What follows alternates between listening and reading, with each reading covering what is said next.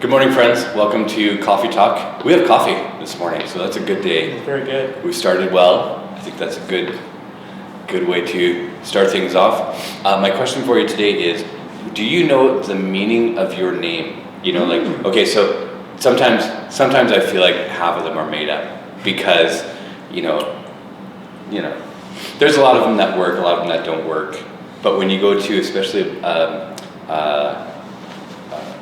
Bible, Christian bookstore, right? Mm-hmm. Like there's 1,000 of these. It has all the names, and there's meanings to all of them. Do you know the meaning of your name? I do. Yeah. Yeah. Mine's peace. Peace. Yes, Okay. it is. Good. Yeah. So when you wrestle your kids to the floor, you're like, peace be upon you. That's right. They have to give the peace signal for me to stop. upon you. Yeah. Yes. Yeah. They're calling for mercy. He's not here. Do you know yours? Son of Christ. I think something like that. It's Christ's follower or something like that. I'd have to look it up. Christopher, right? Is that your full name? Yeah. Yeah. Yeah. And, as it 9 times out of 10 becomes shortened at some point, just Christ. The amount of times I've accidentally kind of typed Chris and you slip the T in there. So autocorrect might come in. Yeah. the worst was on a job application. Oh, no. Oh, you think pretty high.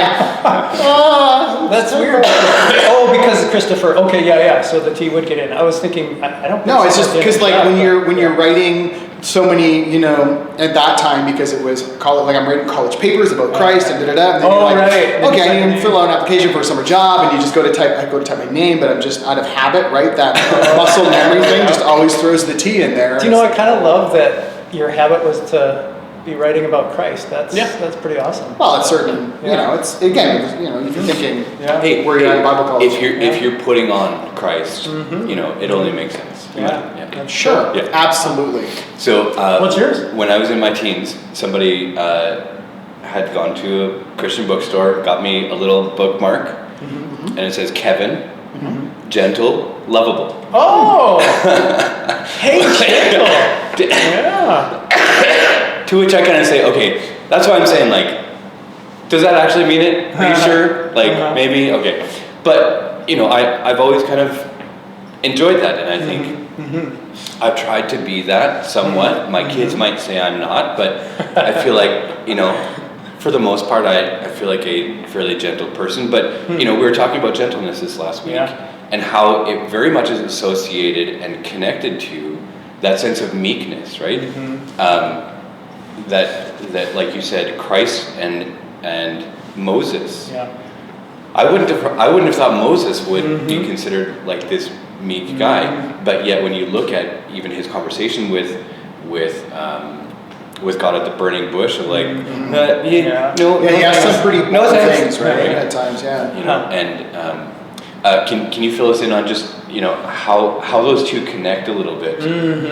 Well, I started off on Sunday by talking about meekness, and I was like, who's going to catch on that meekness is not one of the listed fruit of the Spirit? But it's the Greek word praotes that's translated meek or gentle, sometimes humble. And so I thought, that's interesting. And so Moses and Jesus were the two people labeled with meek as being meek, right, in the Bible. And so we think of meekness as weakness often, and they're anything but weak. There's weak moments for Moses, not for Jesus, Well, I guess you could even say weak in the sense that but I don't think that's weak. We think of it as weak, but in the garden when he was anticipating his death, and whatever, we might associate that with weakness, but I think we have a misunderstanding what weakness is. Anyways, it's the same word. Yeah. So that's why I thought that would be kind of neat to play with, right? So people could understand meekness, humbleness, gentleness kind of in that context. Well, and for sure you see it when Jesus gets down on his hands and knees and washes his disciples' feet. And he says, you call me Master and Lord, and I'm doing this for you. So imagine now how you are to serve one another. Like, I think that is personification of meekness, right? That power under control. After the sermon, when we went in and had soup together, somebody was telling me that, I heard an illustration of a stallion, you know, it rears up and its feet are flat, you know, but the rider has that Right. power at his disposal, you know, the horse allows to be tamed or whatever. That power is still there, but it's under control, right? So power under control is kind of. See, and I actually thought of you two as soon as you made that comment about, you know, siblings, because you two are the oldest. I'm the youngest. Oh yeah. So right. you two are supposed to be, you know. Sorry, it took me a minute there to realize you were talking about the band. That's what I'm going to. I thought of you too. Yeah. Yes, and it would be interesting if you could, maybe not, actually I hope you never do this, line up all my siblings. Yeah, I was going to say. Oh, would you? Nah, no. Yeah.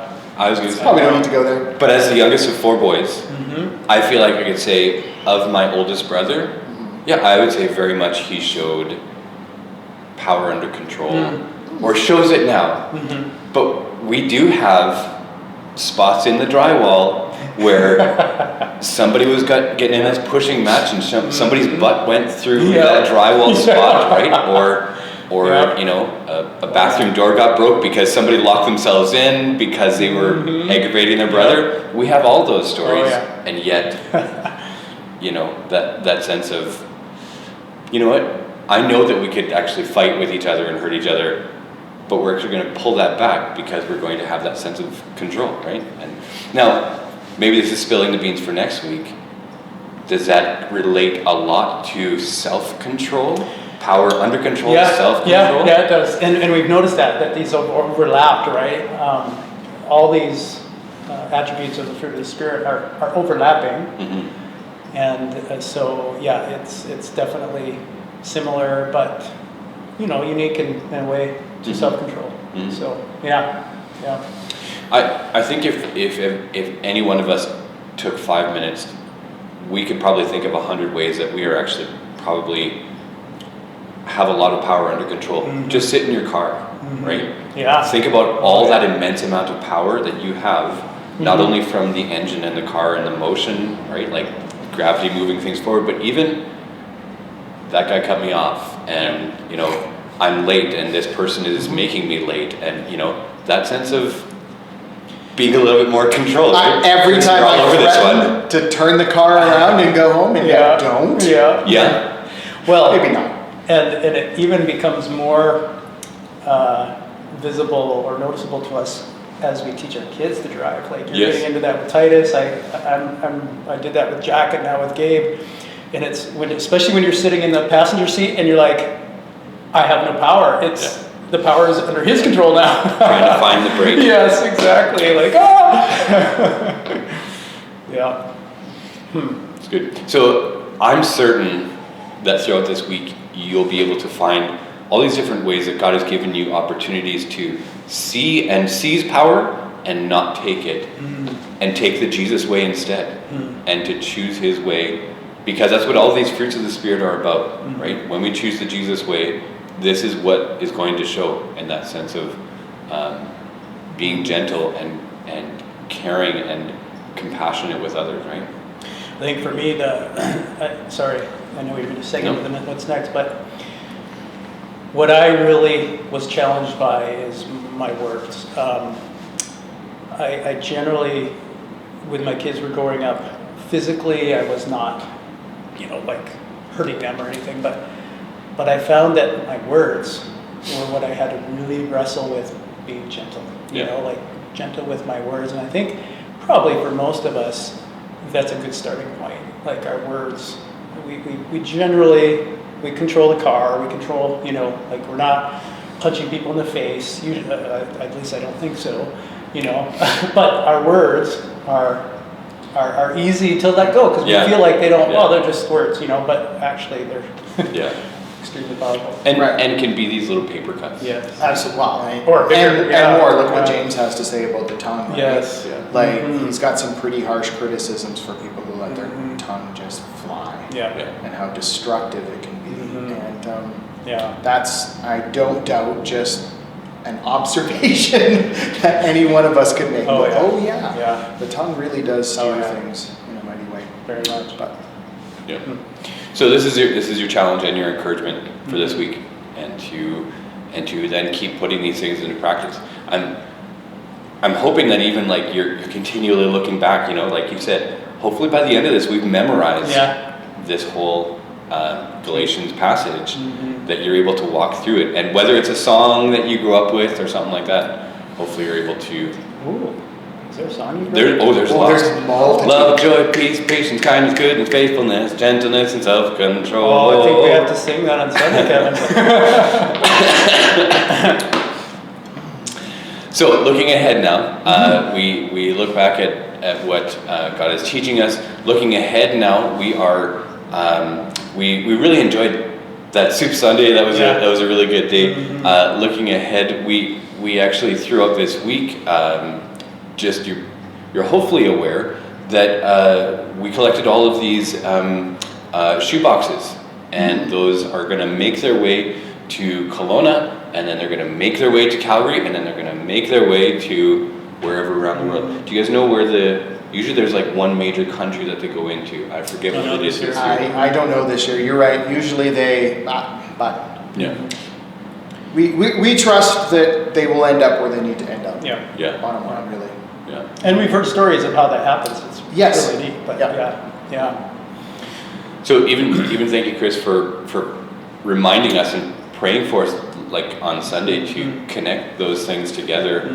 You know, that our kids were actually sharing with that, because it's for those kids around the world too. Right? Yeah, it's wonderful. Like, I mean, we've often looked for ways that we can do peer-to-peer ministry, right? Kids helping kids. So we get kids involved in the summer, right? Spring and summer packing backpacks that will be for their peers. Shoe boxes at Christmas. We've got our youth sending meals every month to the Boys and Girls Club Youth Drop-In Center, right? So it's peer-to-peer. I mean, we've got a number of ways adults are helping adults too, but you know, because I think a lot about the kid to kid and youth to youth, and so it's another one of those wonderful ways. And not that you adults didn't, you know, like obviously it's something that's for all generations to bless kids with, but we do like having, I know in our household that's something that it might be the parents who give the little nudge and the little reminder, but then it's our kids who take the time to pack the box, think through what age group do they want to send one for, what's going to go in it. You know, they were writing out, you know, a little note, a little verse, and things like that, so that they are realizing and recognizing that this is something they can do to show God's love. So very special. That's awesome. So those are going to get dropped off this week at Trinity, and so you can be continuing to pray for those as well too.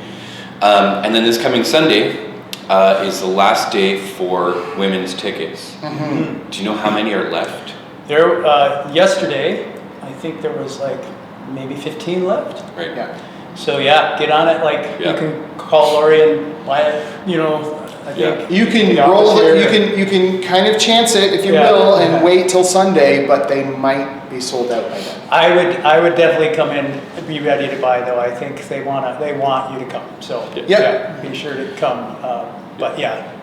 And there is a limit capacity to this, because they want to make sure that, you know, we can fit everybody in and everybody gets a meal, and letting the caterers know as well too. So please make sure that you grab those tickets and grab them for your friends as well too, that you can be inviting others to this. And then coming up in a couple weeks is Light Up. Yes.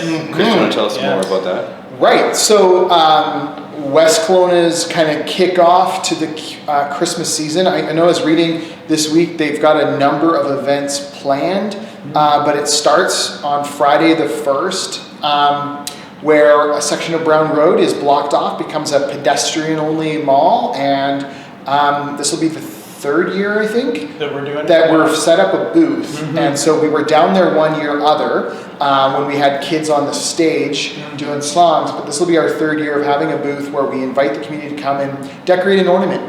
And it can, you know, full disclosure, it feels a little bit like an endurance event for those of us standing in the booth, because it's chilly and cold, unless you have the wisdom of Ron Van Steeneven, who I think was sweating last year because he had so many layers on. It's beautiful. But we are looking for volunteers who will come, hang out at the table, help kids decorate a very simple ornament that is can be done in warm weather or cold weather. We're learning as we go. Yes. You put a lot of effort into trying to find something that could be done in the cold, because last year we learned what can't be done. Yeah, well, and even, I mean, dexterity is also an issue, but we think we've got it this year, something that will be just fun. Last year was really cool because we had people coming up to us, oh, I'm so glad you're back, we look forward to it, we really were hoping to do another ornament. Great, beautiful, glad you're here. And so, this is a bit of a call out for your involvement in two ways. One, just show up, be there, if that's, if you're like, I can't really help, I've only got a few minutes, just come be part of this community event. Mm-hmm. That's one of the things at Lakeview we want to do, is just where our community is celebrating, we want to be part of the celebration as members of West Kelowna, but we also want to be part of helping make it better, and that is where our booth comes in, to be one of the activities that kids get to do, and kids of all ages really. I mean, we're not going to turn around anyone regardless of age. But the other way to get involved is to help. So if you can talk, call me, email me, whatever. But if you're here on Sunday, I'd love you to come say hi, and I'll write you down on the list. And if we have enough volunteers, and we can kind of split the time block in half, either the first or the second half, then you're not out in the cold as long, and we still get to provide the same, level of and it's care fun for the community. It's fun. We've been there a couple of years, and it's been cold, but we kind of help each other out, and it's fun just to be together. So, It will be, and absolutely, and I'm really looking forward to it. That's awesome. Yeah. So that's December 1st. And then about 10 days later, on December 10th, 11th, and then that whole week is Gifts of Hope. Gifts of Yes. Hope. Again, this is our third year. We've partnered with Reading Church, and they just bring in, we all have worked to bring in a lot of gifts for families that really aren't able to provide gifts for their kids, so they come in and they can kind of shop in our store and get some gifts to give to their kids. And so we are looking for helpers in all different ways, to check people in, to walk and help them shop, to pray with them. So if you're interested in that, if you've been a part of it, you know what that's like. You can just sign up and be a part of it again. If you haven't, talk to me or to one of us, and we'll sign you up for that. And that's a really neat experience as well. Yeah. So. And it's very cool to partner with another church, right? Like, we're providing the facility, and then through Renew Church and the Salvation Army, all the stuff is being provided, and you kind of put those together, and we actually have a very cool connection point, and being able to pray with people and pray for people. And they really are so grateful that we would partner with them, and they just. Yeah. Whenever they talk about it, they're like, "Oh yeah, this," and they tell stories, and so it's really neat. So you'll be hearing more about these things on Sunday mornings in the coming weeks as well too, and all of this is kind of rolling out, and we're in the foyer today because in the next week and a half, a lot of this is going to be changed out, and it'll be very Christmassy in here by the end of November. So for that women's event, right? Yeah. So get ready for it. Christmas is coming. So this is a good encouragement for you to, step into that box a little bit and enjoy, and get the Christmas music out. I know some of your wives have been just dying and waiting and waiting. I put the Christmas lights on the outside of our house last night for the first time. Yeah. I turned them on. I put them up on Thanksgiving weekend because it was warm, but I put them on for the first time last night. It was kind of neat. So yeah. I did ours on the weekend too. Did you? Yeah. Unfortunately, my kids have been watching Christmas movies already. Oh really? Oh my goodness. Not the good ones either. It's like Home Alone 3 and 4, and it's like, no, why? But I do enjoy the Christmas season, right? I love the lead up, but I'm just not ready there yet. But in a week and a half, I will be. Yeah. I commit to that. In a week and a half, I will be. I'm very proud of you guys for putting your lights up, but I've got you beat. I did mine the day before Halloween. Oh really? Okay. Only because we were trying to light up our driveway and all of that. So I just threw the Christmas lights up, and I would love to get Christmas music on. I would love a string of lights. Maybe this exists, that I can change the color of it so that like non-Christmas season, they could just be all, you know, Yeah. and then I could, you know, I actually, if I could get that, I probably would leave them up maybe even all year and just, Yeah. you don't have to turn them on. Yeah. Just change Yeah, the exactly. color for Yeah. each season. Yeah. Yeah. But anyways, maybe one day I'll get there. Yeah. Anyways, have a wonderful week, and we will see you on Sunday.